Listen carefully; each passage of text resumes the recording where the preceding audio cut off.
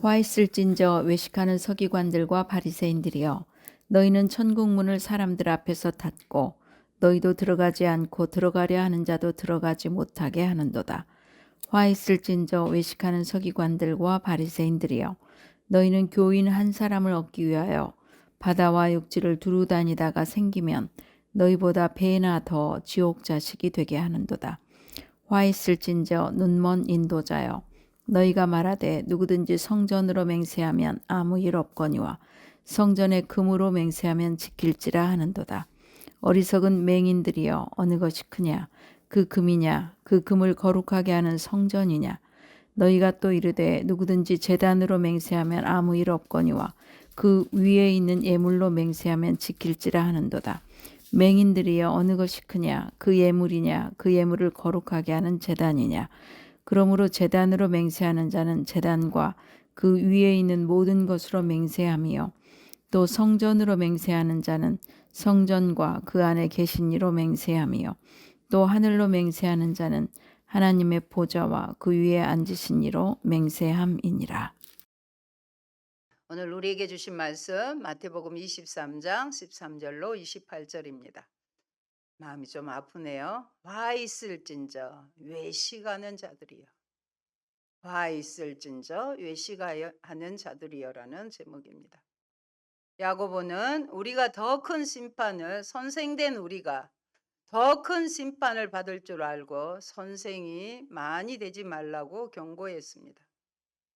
자격 없는 선생이 미치는 영향력이 크기 때문입니다.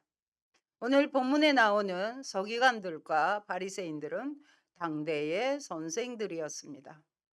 하나님의 율법을 해석하는 자들로서 하나님께서 기뻐하시는 뜻을 전달하는 통로였습니다. 그러나 율법을 잘 해석하고 또 잘 지킨다고 자부했지만 예수님은 그들을 기뻐하지 않으시고 도리어 진노하셨어요. 화 있을 진저 외식하는 자들이여 하면서 화를 선포하셨습니다. 예수님은 성경에 자신을 이렇게 소개하셨습니다. 마태복음 11장 29절에 보면 나는 마음이 온유하고 겸손하니 나의 멍에를 메고 내게 배우라. 그리하면 너희 마음이 쉼을 얻으리니. 예수님께서 나는 자신을 소개하기를 온유하고 겸손하시다고 말씀하셨어요. 그런 예수님께서 서기관들과 바리새인들로 대변되는 종교 지도자들 그룹에 대해서 총 7가지 화를 선포하고 계십니다. 그들은 먼저 자신들도 천국 백성이 되지 못하면서 다른 사람들도 들어가지 못하게 한다고 책망받습니다. 또 그들의 포교 활동은 결과적으로 배신자들을 훨씬 더 처참한 지경에 이르게 합니다. 그들은 자격 없는 눈먼 맹인 인도자들입니다. 그리고 종교 지도자들이 중요하게 생각했던 율법에 대한 그들의 이해를 염두에 두시고 언급하십니다. 첫 번째는 11조 법에 대한 것이고 두 번째는 그릇을 씻는 정결 규례에 대한 것이며 마지막은 시체와 관련된 정결 규례에 대한 것입니다. 전체적으로 그들의 종교 행위와 가르침이 하나님을 기쁘시게 하려는 그들의 목적과 일치하지 않음을 인식하지 못했다는 사실입니다. 예수님께서는 보다 직접적으로 이들이 범한 죄악을 구체적으로 열거하시며 저주를 선언하고 계십니다.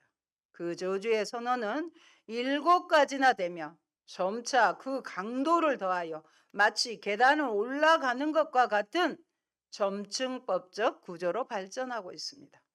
예수님께서, 온유하고 겸손하신 예수님께서 왜 이렇게 화를 선포하셨는지 오늘의 내용은 6가지 내용입니다. 서기관들과 바리새인들에게 선포된 첫 번째 화입니다. 화 있을진저 외식하는 서기관들과 바리새인들이여. 이유는 그들이 천국 문을 가로막고서 자신들뿐 아니라 다른 사람들도 들어가지 못하도록 하기 때문입니다.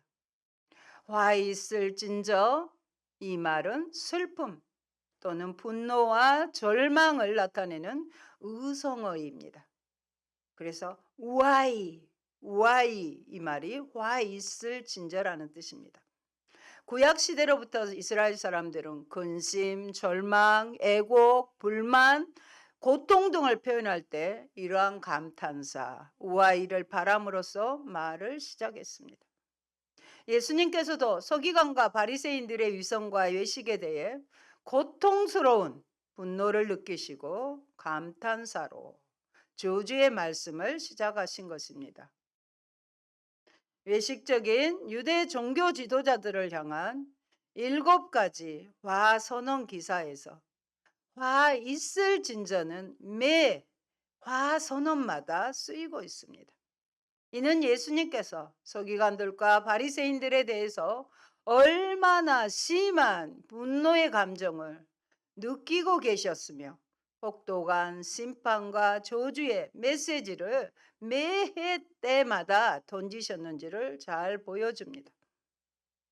그러나 예수님이 바라신 감탄서에는 분노와 저주의 감정만이 담긴 것이 아닙니다. 슬픔과 애통의 감정 역시 담겨 있는데 23장 마지막 절인 37절로 39절에 보면 예수님이 유대 종교의 상징이자 중심지인 도성 예루살렘에 대해 애통하는 마음으로 말씀하셨다는 사실에서 알 수 있습니다. 다음 시간에 살펴보겠습니다. 마태복음에서 와 있을 진자는 안타까운 슬픔에 대한 표현으로 저주에 가까운 강력한 비난조의 판결입니다. 그리고 발복에 보면 복이 있나니, 심령이 가난한 자에게는 복이 있나니, 이런 복이 있나니와는 어쩌습니까? 정반대의 역할을 합니다. 발복이 하나님을 기쁘시게 하는 참된 길을 제시하였다면 화 있을 진저는 잘못된 길을 보여주며 그 길을 따르고 가르치는 자에 대한 심판을 선언하신 것입니다. 첫 번째와는 바리새인의 행위가 천국에 들어가는 것에 미치는 영향에 대해 묘사합니다. 하나님 나라 천국에 들어가는 일에 있어서 하나님과 적절한 관계를 가짐으로써 사람들에게 본을 보여야 할 사람들이 실제로는 그 문을 닫는 꼴이 되고 있다는 고발입니다. 그들은 하나님에 대한 그들의 잘못된 태도와 행위로 인해서 천국에 들어가지 못합니다. 놀라운 것은 전도를 해보면 믿는 사람들에 의해서 안 좋은 경험들을 했던 이야기들을 하곤 합니다. 거짓말을 하고 약속을 안 지키고 사기를 당했다는 것입니다. 심지어는 목사님이 사기를 쳤다는 말은 마음이 너무 아프다 못해 하나님께 죄송했습니다. 교인 한 사람을 얻으면 배나 더 지옥 자식이 되게 하는도다 하고 주님은 말씀하십니다. 천국의 인도자요 증인으로 부름받은 제자들과는 달리 스스로 천국 문을 닫았을 뿐 아니라 다른 이들도 그리로 들어가지 못하도록 가로막는 사람들이 되었습니다. 이렇듯 진리에 대한 무지의 결과는 심각하고 치명적이기까지 합니다. 그가 지도자라면 그 피해는 더욱 심각할 것입니다. 그들은 하나님의 율법을 그릇되이 해석하고 가르쳐 사람들로 하여금 하나님의 율법 정신에서 떠난 삶을 살도록 만들었으며 또한 자기들도 천국의 입구에서 멀어지는 삶을 살았던 것입니다. 화 있을진저 외식하는 서기관들과 바리새인들이여 두 번째 화입니다. 15절에 보면 너희는 교인 한 사람을 얻기 위하여 바다와 육지를 두루 다니다가 생기면 너희보다 배나 더 지옥 자식이 되게 하는도다. 이는 그들이 사람들을 적극적으로 찾아다니며 지옥으로 보내는 죄를 범하기 때문입니다. 교인은 새로 온 사람이라는 의미로 이방 종교로부터 유대계로 개종해 온 사람을 가리킵니다. 서기관들과 바리새인들은 유대교로에 개종을 한 사람이라도 더 만들기에 수단과 방법을 가리지 않고 혼신의 힘을 다 기울였던 것입니다. 지옥 자식이라는 표현은 흰놈의 골짜기에 던져져서 이글거리며 타오르는 불에 태워지는 사람처럼, 혹은 최후 심판 때에 지옥에서 형벌받는 사람처럼 멸망에 처해질 사람이라는 의미입니다. 즉 개종한 이방인들은 진리 그 자체에 대하여 무지한 상태에서 진실성이 교류된 위선적인 선생들에 의해서 가르침을 받았기 때문에 하나님 자녀로서의 바른 도리를 전혀 알지 못했습니다. 더 나아가 그릇된 유대교의 악덕과 과거의 잘못된 이방의 습성까지 지니고 있었기 때문에 그들을 가르치는 자들보다 배나 더 멸망의 자식이 될 수밖에 없었습니다. 그들에게 있어 하나님이 원하시는 참된 경건과 거룩함, 그리고 진리 안의 삶은 존재하지 않았습니다. 여러분, 배우는 자가 멸망의 자식이 되는 데에는 가르치는 자에게 전적인 책임이 있습니다. 따라서 주님은 이방 개종자들이 전혀 하나님의 백성답게 살아가지 못하는 모습을 보면서 그들을 가르치는 자리에 있는 종교 지도자들을 향해 분노와 저주를 퍼부으셨던 것입니다. 그리고 전도는 사람들을 천국의 자녀가 되도록 돕는 것입니다.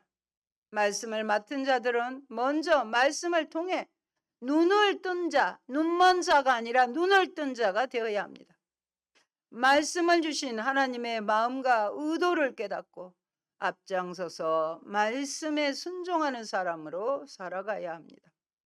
그런데 내 모습을 보면 전도가 위축됩니다. 그래서 복음을 부끄러워합니다. 그러나 그렇게 자신을 볼 수 있는 사람은 걱정하지 않아도 됩니다. 구원을 주시는 하나님의 능력으로 복음을 전할 수 있게 됩니다. 어떻게요? 삶으로 보여주면 됩니다. 사람들을 교회로 인도하는 열정만큼 말씀을 바로 알고자 하는 열심과 순종하는 삶에 대한 의지가 있습니까? 내게 맡기신 일을 천국 문으로 인도하기 위해 지금 내가 할 수 있는 일은 무엇입니까? 화 있을진저 외식하는 서기관들과 바리새인들이여. 세 번째 화입니다. 자신이 소경이면서도 남을 인도하는 자로, 이는 지도자들에게 바를 선언하며 지도자 그룹의 특징을 눈먼 지도자라고 표현하십니다. 그런데 사람을 인도하는 사람은 결코 눈먼 사람일 수 없습니다. 그런데도 그렇게 칭하신 이유는 그들이 보여주고 있는 철저한 이분법적인 사고인 것 같습니다. 그들은 성전과 성전의 금, 제단과 제단 위의 예물, 하늘과 하늘의 보좌와 그 위에 앉으신 이 사이에 철저한 이분법적인 사고를 한 것으로 보입니다. 이는 그들이 맹세법과 관련해 성전과 성전의 금, 제단과 예물의 가치를 전도시켰기 때문입니다. 제단, 성전, 하늘, 그 무엇으로 맹세하든지 하나님 앞에서 한 것이므로 반드시 지켜야 함을 역설하십니다. 서기관들과 바리새인들은 성전의 금으로 맹세한 자가 그 맹세를 어길 경우에는 성전에 그 금을 바쳐야만 한다고 가르쳤습니다. 금이나 제물로 맹세한 경우는 반드시 지켜야 한다고 강조한 것입니다. 그들은 사람들의 시선과 비난에만 신경을 썼을 뿐 하나님의 말씀의 본뜻과 징계에 대해서는 무관심한 참으로 외식적인 자들이었습니다. 예수님은 모든 궤변을 물리치고 어떤 맹세도 제자들에게 합당치 않다고 선언하신 바 있습니다. 이것은 지도자들의 율법 이해에 전형적인 관심사를 잘 보여주며 왜곡된 가치관을 드러내는 역할을 하고 있습니다. 모든 맹세는 궁극적으로 기도의 대상이신 하나님과 연관이 된다는 사실을 보여주십니다. 하나님 나라의 백성의 말은 그렇기 때문에 그 자체로 우리의 말은 신실해야 하며 다른 그 무엇에 의해서 진실성이 확보되어야 할 필요가 없습니다. 예전에는 교회 다닌다고 하면 그 말을 믿어 주었습니다. 그러나 이제는 오히려 믿는 자들을 더 믿지 못하는 슬픈 현실이 되었습니다. 눈먼 인도자여, 성전으로 맹세하면 아무 일도 없는데 성전의 금으로 맹세하면 지켜야 한다. 제단으로 맹세하면 아무 일이 없는데 그 이에 예물로 맹세하면 지킬지라. 여러분, 지혜나 지식이 영적인 안목과 바른 분별력을 보장하지 못합니다. 서기관과 바리새인들은 율법의 인도자를 자처했지만 말씀을 주신 하나님의 뜻과 율법의 정신, 하나님 나라에 대해서 무지했습니다. 하나님보다 재물을 가치 판단의 기준으로 삼아서는 안 됩니다. 바리새인들은 가치 판단이 물질주의에 물들어 있음을 보여줍니다. 예수님도 돈을 좋아한다고 그들을 지적했습니다. 혹시 어떤 일을 우리가 계획하고 결정할 때 그 근거가 하나님의 말씀이 아닌 물질의 유무에 있는 것은 아닙니까? 나는 어떤 자세로 말씀을 대합니까? 영적인 안목과 바른 분별력을 주시도록 기도합시다. 와 있을진저 외식하는 서기관들과 바리새인들이여. 네 번째 와 선언입니다. 이는 그들이 박하와 회양과 근체의 11조 등 율법의 세부 사항은 꼬치꼬치 따지며 지키면서도 율법의 기본 정신인 정의와 긍휼과 믿음을 저버렸기 때문입니다. 그들은 11조를 약초에까지 작은 그 풀에까지 적용하느라 정의와 새기세요. 긍휼과 믿음을 무시했습니다. 예수님은 율법의 기본 정신이라 세부 사항 모두에 충실해야 한다고 말씀하십니다. 이 세 가지 구약 성경의 미덕을 율법의 더 중한 바라고 묘사함으로써 내적인 의가 의식적인 준수보다 중요하며 그것에 의미를 부여할 수 있다는 선지자적인 관점을 반복하십니다. 예수께서 오신 것은 기독교인들이 율법을 바라보는 시각을 교정해 줍니다. 예수가 오셨음에도 율법에 아무런 영향을 주지 않는다고 생각하는 것도 해석학적으로 문제가 있고요. 예수가 오셨기 때문에 이제는 율법이 폐기되었다고 생각하는 것도 심각한 문제입니다. 예수님은 폐기하러 오신 게 아니라 완성하기 위해 오셨다고 말씀하셨습니다. 여러분, 율법의 참 정신을 구현해야 합니다. 서기관과 바리새인들은 음식의 향을 가미하는 작은 풀에 이르기까지 온전한 11조를 주장했습니다. 하지만 가난한 이들의 권리를 보호하고 자비를 베풀며 신의를 지키는 율법의 참 정신은 저버렸습니다. 11조를 철저히 지켰지만 정작 11조의 정신은 망가간 것입니다. 그래서 포도주가 하루살이 때문에 부정케 되는 것은 조심하면서도 정작 크고 부정한 낙타는 삼켜버리는 심각한 이중성을 보인 것입니다. 말씀을 주신 의도를 우리도 바르게 알고 순종하기 위해서는 먼저 하나님과의 교제에 충실해야 합니다. 와 있을진저 외식하는 서기관들과 바리새인들이여. 다섯 번째 와 선언입니다. 장과 대접의 것은 깨끗이 하면서 그 안에 탐욕과 방탕으로 가득하다고 합니다. 이는 그들이 장과 대접의 것은 깨끗이 하고 아는 방치하는 것처럼 신앙의 외형에만 신경 쓰고 속에 더러운 것은 깨끗이 하지 않기 때문입니다.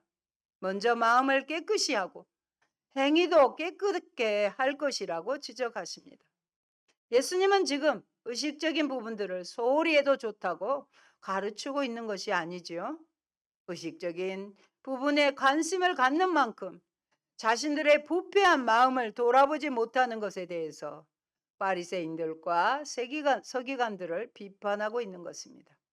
사람이 의식적으로 부정해질 수 있는 여러 원인들이 있었는데 대표적인 것 중에 하나가 바로 뭘까요? 피입니다. 여러분, 우리는 내면을 깨끗하게 해야 합니다. 서기관과 바리새인들은 정결 규례와 같은 외적인 규례는 잘 지키면서도 본래 취지인 마음의 정결을 지키는 데는 실패했습니다. 외적인 청결과 예모를 꾸미는 데에는 많은 신경과 노력을 기울이면서 내적인 청결과 내면을 꾸미는 데에는 지나치게 무관심하거나 소홀하진 않습니까? 지금 내 내면은 어떤 상태입니까? 외식하는 서기관들과 바리새인들이여. 6번째 화선언입니다. 이는 그들이 회칠한 무덤처럼 겉으로는 깨끗해 보이나 속에는 각종 더러운 것으로 가득 차 있기 때문입니다. 겉으로는 의로운 척하나 속은 외식과 불법이 가득한 그들의 실상을 지적하십니다.